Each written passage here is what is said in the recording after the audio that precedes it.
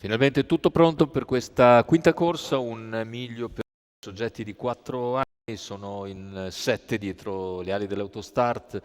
Lo schieramento: 1 Frankie Matley, 2 Firestar BFC, 3 Fly to Check, 4 Fight Club, 5 Flor de Canela, 6 Fashion Star Love. In seconda linea 7 Femme Fatale Sì. Favori per Fly to Check in chiusura, Fight Star,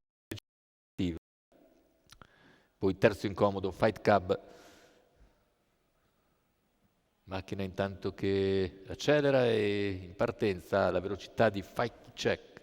Fly to Check e Fight Club che si avvantaggia, Numero mentre 2 sbaglia Five Star BFC. BFC E così in squalificato. vantaggio è Fight Club su Fly to Check, terza posizione lungo la corda per Frankie Matley che precede Femme Fatale Sì e quindi Flor de Canela e Fashion Star Love. I primi 200 in 14,3 per Fight Club.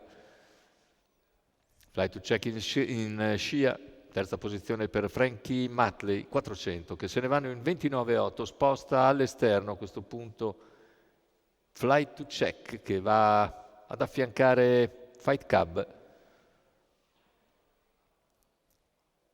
600 iniziali completati in 44,7, poi torna sotto Fly to Check.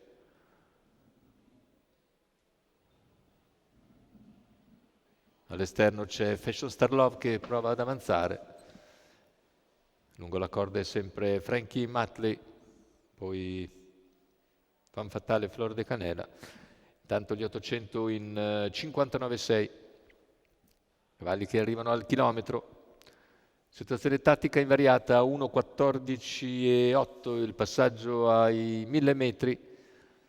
In vantaggio è sempre Fight Club, mentre Fly to Check sposta nuovamente a 500 dalla conclusione, affianca l'avversario e lo copre interamente per sopravanzarlo in poche battute all'ingresso sulla curva conclusiva e prendere netto margine di vantaggio, 2 lunghezze che diventano 3 ai 250 conclusivi. Completamento della curva finale, ingresso addirittura d'arrivo per Fly to Check che è letteralmente isolata in avanti e viene a vincere fermando Fly to Check, secondo posto per Fight Club, al terzo chiude Flor de Canela, 1,14,3 con 29,4 a chiudere, ma tutto in pieno agio, con estrema disinvoltura.